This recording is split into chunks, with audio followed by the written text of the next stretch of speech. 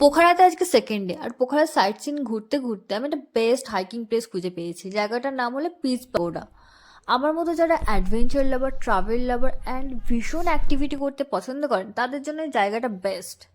নেপালের পোখারা নামক এই শহরটি কাঠমান্ডু থেকে 200 কিমি দূরে অবস্থিত। পোখারার মেন সিটি থেকে পিস পাগোডার ডিস্টেন্স হলো মাত্র 7.5 কিমি।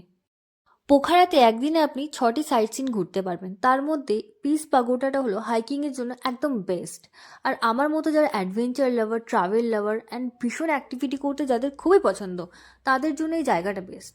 2.9 কিমি আপনারা হাইকিং করতে পারবেন। হাইকিং প্লেসটা এত সুন্দর যে একদিকে আছে ফেওয়া লেক অ্যান্ড অপর দিকে আছে অন্নপূর্ণা পর্বত, যেটা পুরোপুরি বরফে ঢাকা। নেপালে ঘুরতে গিয়ে আপনারা কোথায় কোথায় ঘুরবেন, কোন কোন সাইট সিনে ঘুরবেন, কোন কোন সিটিতে ঘুরবেন, সব ডিটেলস জানতে হলে আমার চ্যানেলটিকে সাবস্ক্রাইব করুন, কারণ আমি সব ডিটেলস আপলোড করব। আর বাজেট জানতে হলে কমেন্টে লিখুন বাজেট, আমি বাজেটের একটা ভিডিও ডিটেলস আপলোড করে দেব। টেম্পারেচার এখন 10 ডিগ্রি অ্যান্ড পাশে জঙ্গল, একদিকে লেক, একদিকে পাহাড়, জাস্ট মি অ্যান্ড নেচার। আর এই প্রাকৃতিক মুগ্ধতায় মাধুর্য হয়ে যাচ্ছে আমি। হাইকিং করতে করতে হঠাৎ আমি দেখলাম যে একটা কেটেলের আগুনটা নিভে গেছে।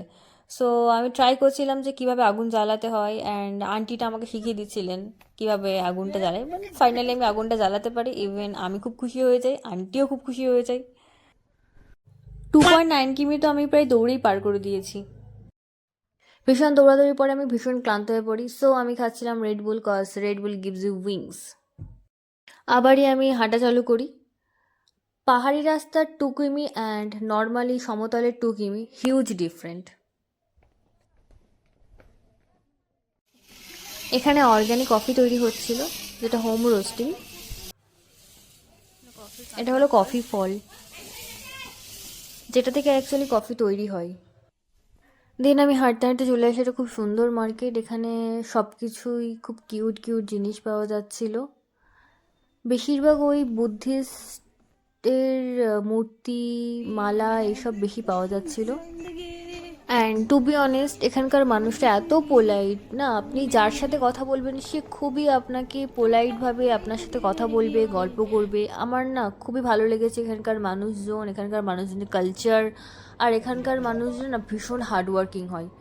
সো দেখতে দেখতে আমি তো প্রায় আমার হাইকিং শেষ হয়ে গিয়েছে, চলে এসেছি। গাড়ি আমার জন্য নিচে ওয়েট করছে, আমাকে তাড়াতাড়ি যেতে হবে। সো আমি ভিডিওটা এখানে এন্ড করছি। অ্যান্ড ট্রাভেল রিলেটেড ভিডিও পেতে আমার চ্যানেলটিকে সাবস্ক্রাইব করুন। দেখা হচ্ছে নেক্সট ভিডিওতে, ততক্ষণের জন্য টাটা।